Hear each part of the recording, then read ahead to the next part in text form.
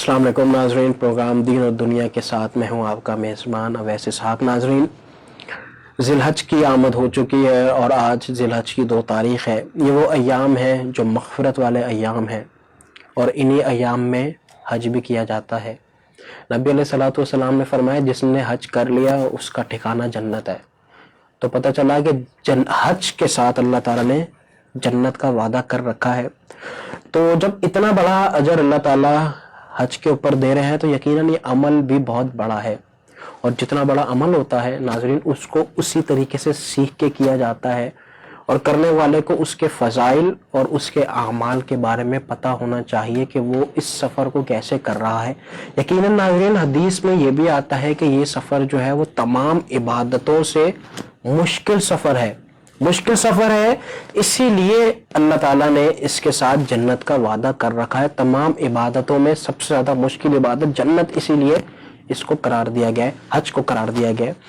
تو اس حوالے سے بات کریں گے، ہمارے ساتھ موجود ہے مفتی محمد شاہد صاحب۔ السلام علیکم حضرت، خیریت سے ہیں؟ الحمدللہ۔ حضرت، حج کے بابرکت ایام چل رہے ہیں اور آج 2 ذی الحج ہے، اور یہ وہ ایام ہوتے ہیں کہ آج ہی احرام باندھتے ہیں اور لبیک اللہم لبیک کی صدائیں لگاتے ہیں، اور کیا وہ منظر ہوتا ہے کہ بس وہ جو حاجی کر رہا ہوتا ہے اس کو پتا ہوتا ہے کہ اللہ کے رحمتوں کو سمیٹ رہا ہے۔ دین اسلام نے حج کو کس طریقے سے ڈیفائن کیا ہے؟ نحمدہ ونصلی ونسلم علی رسولہ الکریم۔ بسم اللہ الرحمن الرحیم۔ بہت پیاری بات آپ نے ارشاد فرمائی۔ حج کا کانسیپٹ اگر ہم دیکھیں تو سب سے پہلی بات قرآن مجید فرقان حمید نے حج کی اہمیت کو اجاگر کیا۔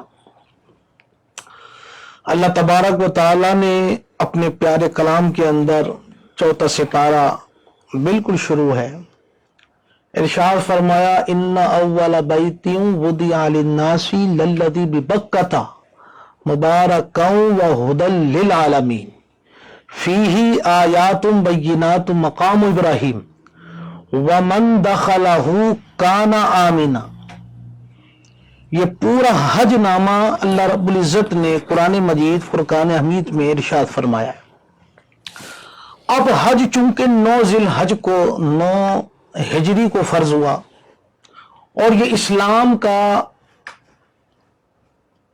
5واں رکن ہے، دین اسلام کا یہ 5واں رکن ہے جسے ہم حج کے نام سے تعبیر کرتے ہیں۔ حج کا معنی قصد و ارادے کے ہے، ارادہ کرنا۔ اب چونکہ حج اللہ رب العزت کے پیارے محبوب صلی اللہ تعالی علیہ وآلہ وسلم نے ارشاد فرمایا کہ حج انسان کو ایسا کر دیتا ہے جیسا کہ گویا کہ وہ آج ہی اپنی ماں کے پیر سے دنیا میں آیا۔ حج کی جو فضیلت ہے، حج کی جو اہمیت ہے، وہ اس حوالے سے بھی آقا علیہ الصلوۃ والسلام نے ارشاد فرمایا کہ حج کرنے والا اپنی بخشش کراتا ہے۔ دوسری روایت کے اندر تاجدار کائنات صلی اللہ علیہ وسلم نے ارشاد فرمایا کہ ایک حاجی جو حج مبرور کر کر وطن پہنچتا ہے، اپنے گھر پہنچتا ہے، تو حج کی برکت سے حاجی اپنے خاندان کے 400 افراد کی بخشش کرائے گا۔ 400 افراد کی بخشش کا ضامن بنے گا کہ اللہ پاک اس حج کی برکت سے اسے اذن فرمائے گا کہ اپنے خاندان کے 400 وہ اشخاص جن پر جہنم واجب ہو چکی تھی، ان کی اللہ رب العزت سے بخشش کرائے گا۔ یہ حج کی برکتوں میں سے ایک برکت ہے۔ پھر حج کا جو سفر ہے اور حج کا جو پورا دائرہ ہے، 35 دن کا، 40 دن کا، 30 دن کا، لیکن حج کے جو مخصوص ایام ہیں وہ 5 ہیں۔ بے شک ان 5 دن میں اللہ پاک جو اپنے بندے سے چاہتا ہے کہ بندہ میری اس حوالے سے عبادت و ریاضت کرے، تو یقیناً پوری زندگی انسان نماز پڑھتا ہے، روزے رکھتا ہے، تلاوت کی قرآن پاک کی تلاوت کرتا ہے، لیکن جب وہ حج کے اس مقام پر پہنچ کر اپنے آپ کو ان مقدس مقامات پر دیکھتا ہے تو اس کے اندر کا جو دل ہوتا ہے اس دل کے اندر سے صدائیں آ رہی ہوتی ہیں، یا رب العالمین وطن کے اندر، گھر کے اندر میں جس طریقے سے تیری عبادتیں کرتا ہوں، تیری ریاضتیں کرتا ہوں وہ الگ ہے، لیکن مولا جب تو نے مجھے اپنے گھر کے اندر، خانہ کعبہ کے اندر، مزدلفہ کے اندر، مینا کے اندر، جمرات کے اندر، اللہ پاک جو اپنے بندوں سے عبادت کی جو چاشنی دیکھنا چاہتا ہے، اس عبادت کی چاشنی کا یہ عالم ہوتا ہے کہ انسان زبان سے ایک بار اللہ اکبر کہتا ہے، دل سے 10 بار اس کے دل سے صدائیں اٹھ رہی ہوتی ہیں۔ یہ حج کی برکتوں میں سے ایک برکت ہے، اور حج کی اہمیت کو جیسا کہ قرآن مجید فرقان حمید میں ارشاد فرمایا اللہ نے کہ گھروں میں سے پہلا گھر ہے جو لوگوں کے واسطے بنایا گیا، بے شک حج کے لیے، اور اس میں جو اللہ نے خانہ کعبہ رکھا، اس خانہ کعبہ کو محض ایک پتھر کی عمارت ہے، ایک پتھر کی عمارت کے لیے اللہ نے فرمایا ہدی للعالمین۔ یہ خانہ کعبہ جو ہے یہ ہدایت کا مرکز ہے عالمین کے لیے، اور اس میں جو نشانیاں رکھی ہیں یہ برکت کی نشانیاں ہیں، اور جو اس شہر حرم میں داخل ہو گیا وہ امن میں پا گیا۔ حالانکہ شکار کرنا جائز ہے، حلال ہے، لیکن ایک محرم کے لیے جس نے احرام پہنا ہوا ہے اور وہ خاص اس ایام میں بیت اللہ شریف میں حاضر ہے، اللہ پاک نے اس کے لیے اس حلال چیز کو بھی حرام فرما دیا ہے کہ شکار محرم کے لیے حرام ہے، اس لیے کہ وہ ایک خاص مقصد، ایک خاص ارادے کے لیے آیا ہوا ہے۔ تو حج کی یہ اہمیت جو اللہ تعالیٰ نے قرآن مجید فرقان میں ارشاد فرمایا۔ سبحان اللہ۔ مفتی صاحب اسی سلسلے سے یہ بھی بتائیے گا کہ کون سے ایسے لوگ ہیں کہ جن کے اوپر اللہ تعالیٰ نے حج کو فرض قرار دیا ہے؟ قرآن مجید میں اس طرف بھی ارشاد فرمایا گیا وَمَنْ كَفَرَ فَإِنَّ اللَّهَ غَنِيٌّ عَنِ الْعَالَمِينَ، کہ جس شخص پر حج فرض ہو چکا ہو، صاحب استطاعت ہو، اس گھر تک جانے کی صلاحیت رکھتا ہو، اتنا مال رکھتا ہو کہ اس کا گھر جا کر اس کا حج عبادت میں وہ مشغول ہو جائے، اپنے اس فرض کو ادا کر سکے، باوجود استطاعت ہونے کے، طاقت ہونے کے، مال و زر ہونے کے، اگر وہ حج پر نہیں جاتا تو قرآن مجید نے ایک لفظ ادا کیا ہے وَمَنْ كَفَرَ۔ اگر لفظ کفر کا معنی دیکھیں تو کفر کا معنی آتا ہے انکار کے، کفر کے معنی انکار کے ہیں، لیکن یہاں پر حج پر نہ جانا، مال و زر کے ہونے کے باوجود، استطاعت ہونے کے باوجود اگر وہ اس گھر کا حج نہ کر سکے تو اللہ نے فرمایا وَمَنْ كَفَرَ، تو وہ ایسا شخص ہے جیسے اس نے حج کا انکار کیا، اور اللہ بے پرواہ ہے اس سے، بے پرواہ، اور آقا علیہ الصلوۃ والسلام نے اس پر مہر لگائی۔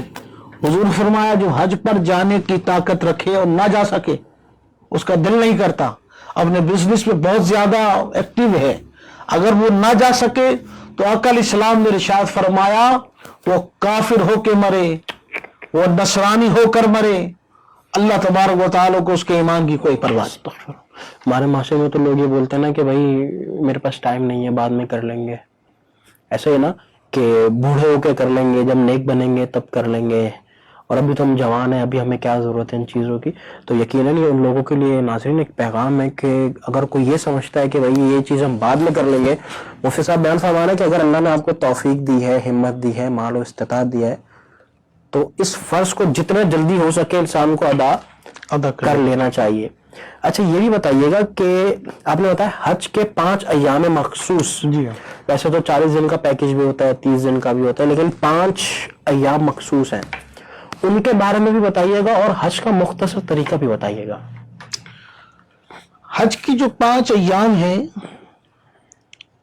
8 ذی الحج کی مغرب سے لے کر 13 ذی الحج کی عصر تک، ویسے 12 ذی الحج کی عصر تک یہ حج کا پروسیس پورا ہو جاتا ہے، لیکن آقا علیہ الصلوۃ والسلام نے سنت سے یہ بھی ثابت فرمایا کہ جس کو مینا کے اندر 12 ذوالحج کی مغرب ہو جائے ٹھیک ہے تو اس کے لیے سنت یہ ہے کہ وہ اب 13 ذوالحج تک مینا کے اندر قیام میں رہے. قیام میں رہے. ٹھیک ہے اگر 12 ذوالحج کی مغرب سے پہلے وہ مینا سے نکل جاتا ہے حج کا پورا سسٹم ہونے کے بعد تو ٹھیک ہے، اس کا حج ہو گیا. اگر مغرب ہو گئی مینا کے اندر، کیوں آقا علیہ الصلوۃ والسلام کے دور مبارک کے اندر کچھ صحابہ اکرام جو حج کے لیے آئے ہوئے تھے تو انہوں نے 12 ذوالحج کی مغرب تک اس وقت کو، اس جگہ کو اپنے لیے لازم کیا ہوا تھا. جیسے ہی سورج غروب ہو گیا انہوں نے نکلنے کا ارادہ کیا تو آقا علیہ الصلوۃ والسلام کو دیکھا کہ آقا علیہ السلام وہاں سے نہیں نکلے، کہ حضور علیہ السلام کی 13 ذوالحج کو پورا کر کے پھر اپنے گھر کی طرف. اس کی شروعات کیسے ہوتی ہے حج کی؟ اس کی شروعات اس طرح ہوتی ہے کہ 8 ذوالحج کو احرام باندھتے ہیں، 2 رکعت نفل ادا کرتے ہیں اور حج کی نیت کرے گا. ٹھیک ہے. اچھا، اب حج کی نیت کرنے میں بھی یہ ہے کہ حج کی 3 قسمیں بنتی ہیں. بالکل. ایک حج افراد ہے، ایک حج قران ہے، ایک حج تمتع ہے. اب یہ جو حجاج اکرام جو اپنے تینوں میں پہلے یہ بتائیے کہ فرق کیا ہے؟ میں فرق بتا رہا ہوں. جو لوگ اپنے اپنے ملکوں سے جو حج کا احرام باندھتے ہیں ان کے لیے ہے کہ مثال کے طور پہ ہندوستان سے جانے والے ہیں یا پاکستان سے جانے والے ہیں، دوسرے ممالک سے جانے والے ہیں تو یہ حج تمتع کریں گے. ٹھیک ہے. اور حج تمتع کا مطلب ہوتا ہے کہ ایک احرام، جس احرام سے عمرہ کیا ہے اب اسی احرام سے حج نہیں کر سکتے، احرام بدلنا پڑتا ہے. احرام بدل کے وہ اپنی اصلی حالت میں آ جائیں، اپنے لباس میں آ جائیں. ٹھیک ہے. لیکن جو حج قران والا ہوتا ہے اس کے لیے ضروری ہے کہ وہ جس احرام سے عمرہ کرے گا اسی احرام سے حج کرے گا. وجہ کیا ہے؟ وجہ یہ ہے کہ آقا علیہ الصلوۃ والسلام نے، کیونکہ پہلے جو قبیلے ہوا کرتے تھے دور و دراز سے آیا کرتے تھے، جو قریب والے ہوتے تھے یا دور والے ہوتے تھے، تو گرمی کی شدت کی وجہ سے اور مال و زر اتنا نہ ہونے کی وجہ سے ان کے پاس ایک ایک لباس ہوتا تھا. ایک لباس ہونے کی وجہ سے آقا علیہ الصلوۃ والسلام نے یہ کیٹیگریاں، یہ رخصت عطا فرمائی. اب چونکہ وہ حالات نہیں ہیں، لیکن میں آپ سے عرض کروں کہ حج جو ہے، حج پڑھنے پڑھانے کا نام نہیں. پہلے تیسری قسم بتا دیں تاکہ ہمارے ناظرین اس کو سمجھ. میں وہی آ رہا ہوں. حج پڑھنے پڑھانے کا نام نہیں ہے، حج اداؤں کا نام ہے. بے شک. حضور علیہ الصلوۃ والسلام نے جو احرام کی جو پابندیاں لگائی تھی قران والے کے لیے، تمتع والے کے لیے، وہ اپنے اپنے وقت کے حساب سے. لیکن قربان جائیے اللہ رب العزت کی ذات پر کہ اللہ پاک نے اسی سسٹم کو جاری کرتے ہوئے آج تک اسی کیفیات کو، اسی اداؤں کو جاری کر رکھا ہے. ٹھیک ہے. تیسری قسم ہے افراد والے کی.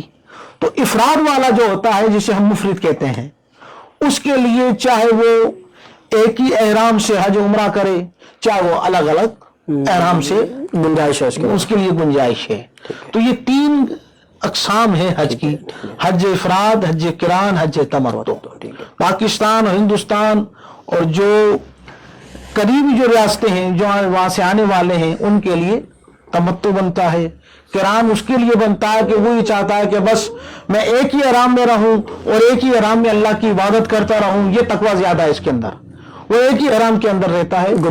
احرام کی پابندیاں سخت ہوتی ہیں، بالکل سخت ہوتی ہیں. اس وجہ سے وہ حج جو قارن ہوتا ہے، حج قران کرنے والا، وہ ان پابندیوں کو سامنے رکھتے ہوئے تاکہ وہ اور اللہ کے قریب ہو جائے، مقصد یہ ہے. تو یہ حج کی 3 اقسام ہو گئی. جو حج کا طریقہ ہے وہ 8 ذوالحج کو حاجی صاحبان جو ہیں احرام باندھ کر جناب من اس کے حج کی نیت کر کے پھر وہ عرفات کے میدان میں گامزن ہوتے ہیں، جہاں پر ظہر اور عصر ملا کر پڑھی جاتی ہے. ٹھیک ہے. ایک ہی اذان ہوتی ہے، ایک ہی اقامت ہوتی ہے. سنت وغیرہ جو ہوتی ہے وہ فرائض کی ادا کرنے کے بعد ادا کی جاتی ہے، دونوں نمازوں کی. پھر اسی طریقے سے عصر اور مغرب اور عشاء اسی دن جو ہے عرفات کے میدان میں ایک ساتھ ملا کر ادا کرتے ہیں، ایک ہی اذان سے، ایک ہی اقامت سے. پھر وہ حج کی نیت کرتا ہوا، تلبیہ پڑھتا ہوا میدان عرفات میں گزارتے ہیں. وہاں پر جناب من خطبے ہوتے ہیں.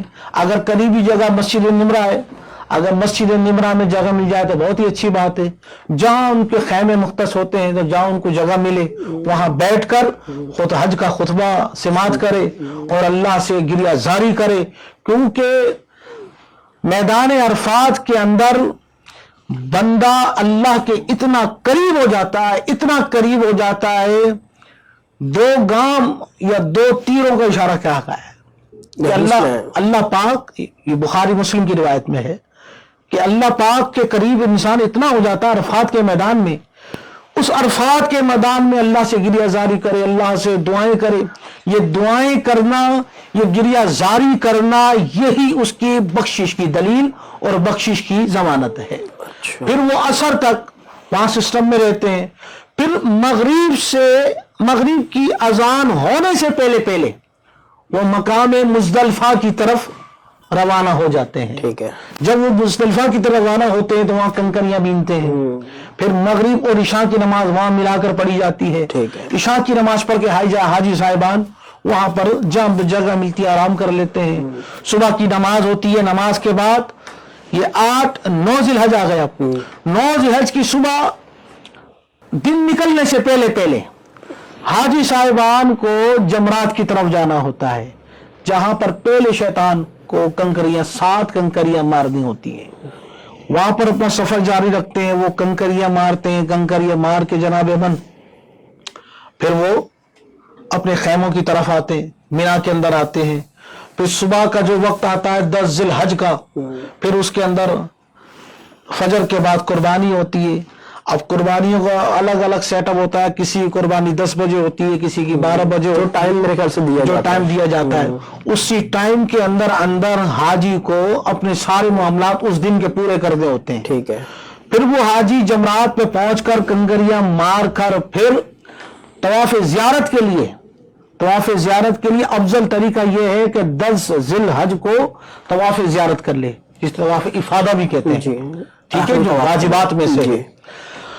جب تک وہ احرام کی پابندی سے باہر نہیں آ سکتا جب تک اس کی قربانی نہ ہو جائے. اچھا. اپنا حلق نہیں کروا سکتا جب تک کہ قربانی نہ ہو جائے.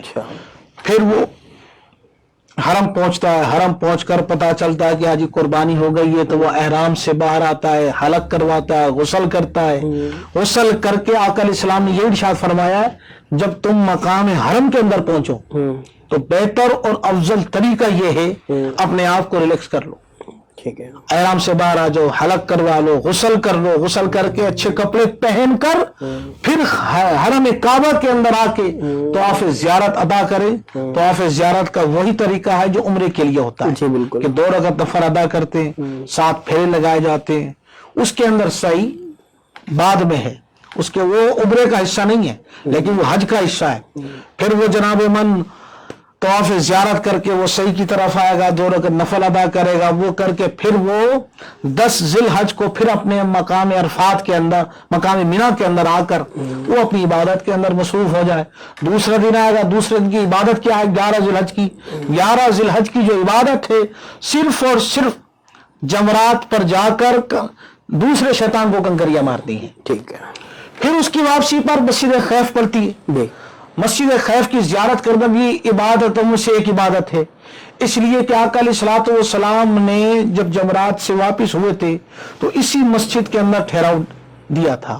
اور ایک مقام پر آتا ہے کہ مسجد خیف وہ مسجد ہے جہاں پر 70 انبیاء اکرام علیہ السلام آرام فرما ہے. اچھا. 70 انبیاء اکرام علیہ السلام. حاجی صاحبان اس کی زیارت کرتے ہیں اور 2 رکعت نفل ادا کرتے ہیں. پھر وہ اپنے خیمے کے اندر آ جاتے ہیں. پھر 11 کو بھی یہی عمل رہتا ہے. پھر 12 کو بھی یہی عمل رہتا ہے. 12 کو یہ حج تمہارا پورا ہو گیا. پھر حاجی صاحبان اپنے ہوٹلوں میں اپنے روم میں آ کر وہ روزمرہ کی طرح اپنے لباس میں آ کر اللہ کی عبادت. پھر اس میں عمروں کا سلسلہ جاری رہتا ہے، طواف کا سلسلہ جاری رہتا ہے. تو حج ان 5 ایام کا نام ہے. ان 5 ایام کے اندر حاجی کے اوپر ایسی کیفیات طاری ہوتی ہے. ان کیفیات کا نام حج ہے. اور اس کی پابندیاں بھی اتنی سخت ہوتی ہیں کہ قدم قدم پر حاجی کو چاہیے کہ بہت زیادہ علماء کی مجلس کو اٹینڈ کرے. علماء کے ساتھ، بالکل علماء کے ساتھ بیٹھے ان کی مجلس کو اختیار کرے، سیکھے. لیکن دوسری بات جو میں نے وہاں جا کر دیکھا، حج کی جتنی بھی کلاسز ہوتی ہیں حاجی صاحبان اٹینڈ کرتے ہیں، بعض ایسے بھی ہوتے ہیں جو پڑھے لکھے نہیں ہوتے، ذہن سے مسائل نکل جاتے ہیں، لیکن جیسے جیسے حج کے ایام قریب آتے ہیں، جیسے مثال کے طور پہ کل ہم 8 ذی الحج ہے، ہم نے مقام عرفات کے لیے نکلنا ہے، تو وہاں پر یہ ہوتا ہے جو کمرہ وائز روم وائز جو ہوتے ہیں حجاج کرام آپس میں ڈسکشن کرتے ہیں، جناب یہ مسائل حج کے، یہ مسائل حج کے، یہ ایام حج کے، پوچھ کے کر رہے ہوتے ہیں۔ پوچھ کے۔ لیکن جو حج وہاں یاد ہوتا ہے نا کرنے کے بعد ایک دن کے اندر، یہ دیکھیں آپ، یا 3 مہینے سے کلاسیں چل رہی ہیں لیکن وہ مسائل ذہن میں نہیں بیٹھ پاتے، جو ایک دن میں 1 گھنٹے کے اندر وہ مسائل ایسے ذہن کے اندر اللہ پاک بسا دیتا ہے کہ 3 مہینے میں نہیں سیکھ پاتے، وہاں کی 1 دن کی مجلس، 1 گھنٹے کی مجلس پورے حج میں سمجھ لیجئے کہ آسان کر کے وہ دماغ میں بے فٹ ہو جاتا ہے۔ ماشاءاللہ حضرت، کیا خوبصورت طریقہ ہے۔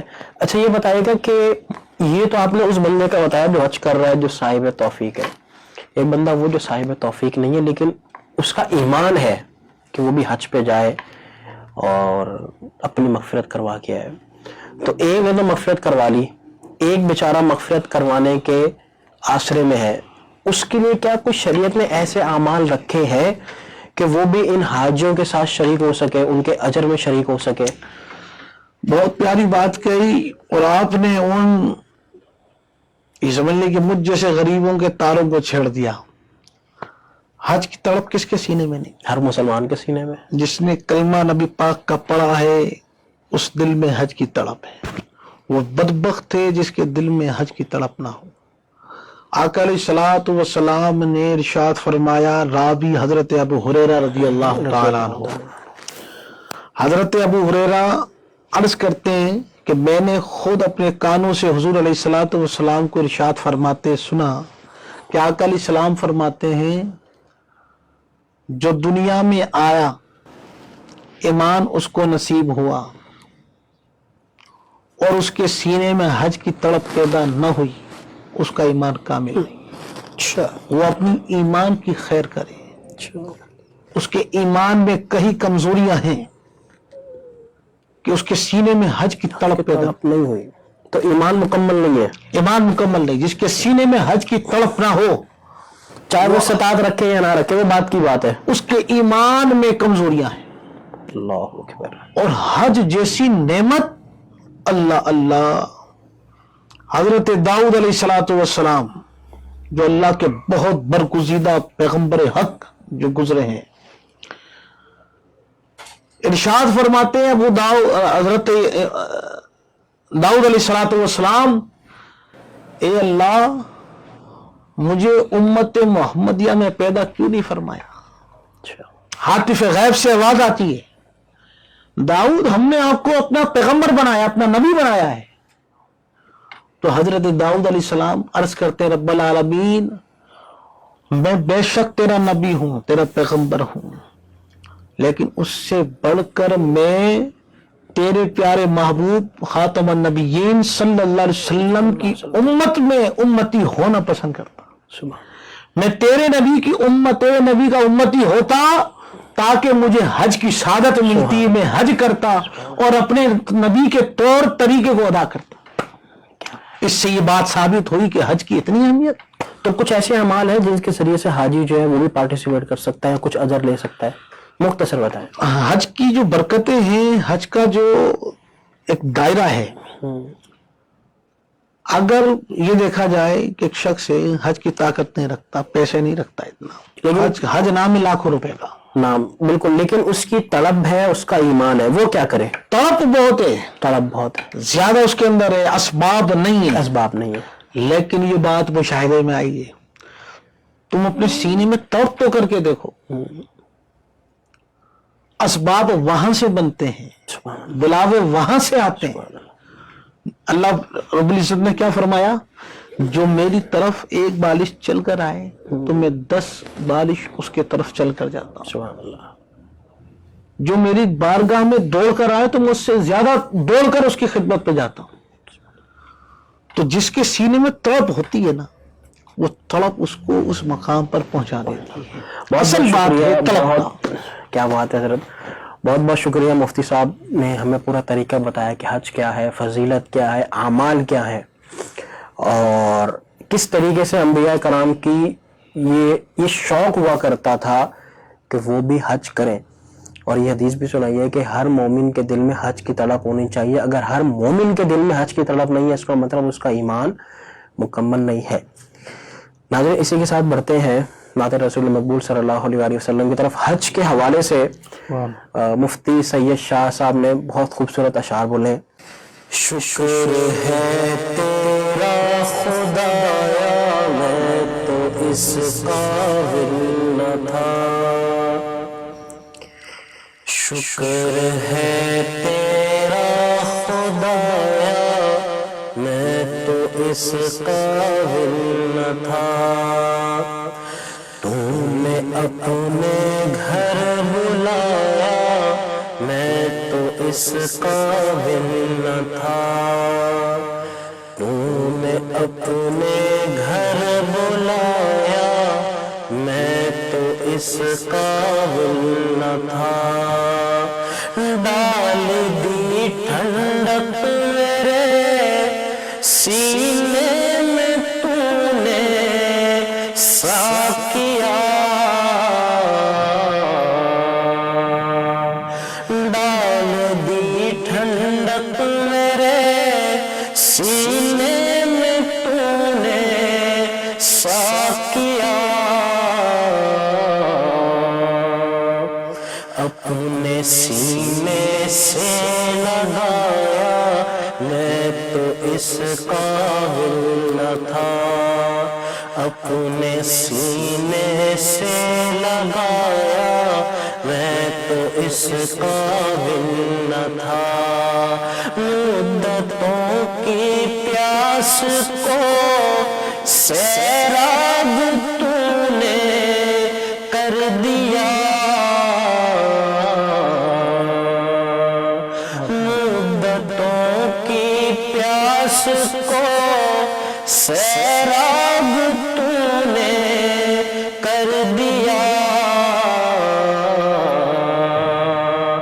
جام زمزم کا پلایا میں تو اس قابل نہ تھا، جام زمزم کا پلایا میں تو اس قابل نہ تھا، بھاگ گیا میری زبان کو ذکر الا اللہ کا، بھاگ گیا میری زبان کو ذکر الا اللہ کا، یہ سبق کس نے پڑھایا میں تو اس قابل نہ تھا، یہ سبق کس نے پڑھایا میں تو اس قابل نہ تھا، تیری رحمت تیری شفقت سے ہوا مجھ کو نصیب، تیری رحمت تیری شفقت سے ہوا مجھ کو نصیب،